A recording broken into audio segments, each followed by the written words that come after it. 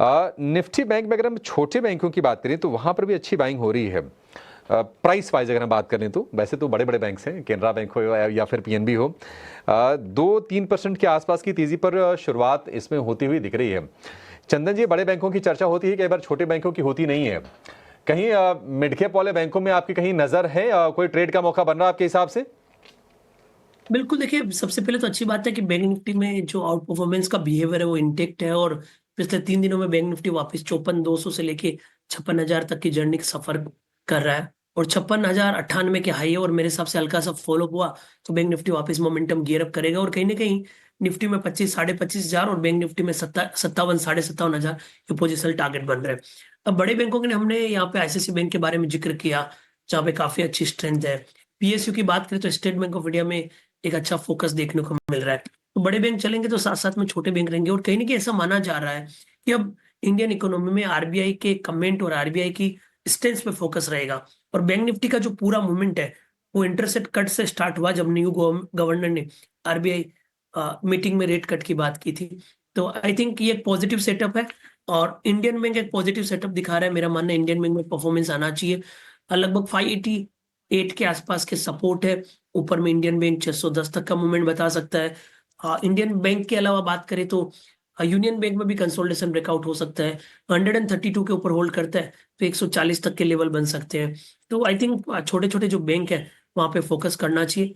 Private दिग्गज बैंकों के साथ में इन सब में भी बाइंग एड्रेस बनना चाहिए। बंधन बैंक है वहां पे भी 165 के सपोर्ट से 180 तक के टारगेट बन सकते हैं। बंधन में भी 165 के सपोर्ट से 180 तक के टारगेट बन सकते हैं। बाकी कुछ सरकारी बैंकों के नाम भी चंदन जी ने लिए हैं। पीएनबी हाउसिंग देखिए क्या 6% के शानदार मूवमेंट के बाद डेज हाई पे ट्रेड कर रहा है, वॉल्यूम बैक्ड है, अच्छा चल भी सकता है। एक बार जरा पीएनबी हाउसिंग का एक व्यू पॉइंट लेते हैं। चंदन सर, एक बार जरा पीएनबी हाउसिंग देखना, 6% का रिटर्न बहुत होता है या फिर और रुकना भी? देखिए पीएनबी हाउसिंग फाइनेंस की बात करें तो देखिए सेटअप तो पॉजिटिव है बट इसका बीटा थोड़ा लो रहता है। काउंटर में बड़े स्विंग्स कम आते हैं। वीकली सेटअप की बात करें तो बॉटम आउट अप्रोच बने और इस महीने लगभग 19-20% का बढ़त बन के जो 4-5 महीने की जो डिक्लाइन थी वो पूरे 2 महीने में खरीदारी में तब्दील हुई है। तो सेटअप तो अच्छा है, इंट्राडे के लिए साइड डिप आ जाए but positional point of view से कोई बात करता है तो यहाँ पे लगभग 1200 से लेके 1350 तक के टारगेट बन रहे हैं। तो मेरे हिसाब से कोई डिप आए तभी खरीदारी के मौके ढूंढने चाहिए। जहां तक प्राइस सेटअप है मेरा मानना है कि 1000 का सपोर्ट काम करेगा ऊपर में 10-15% पोजिशनल रैली के लिए।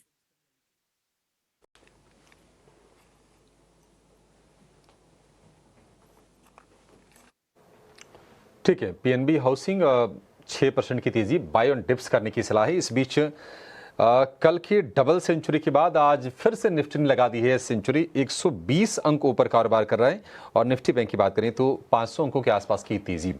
तो मोमेंटम बरकरार है और कहीं ना कहीं थोड़ा सा हम कह सकते हैं कि फोमो वाली भी स्थिति है कि बाजार में मौके चूक ना जाए।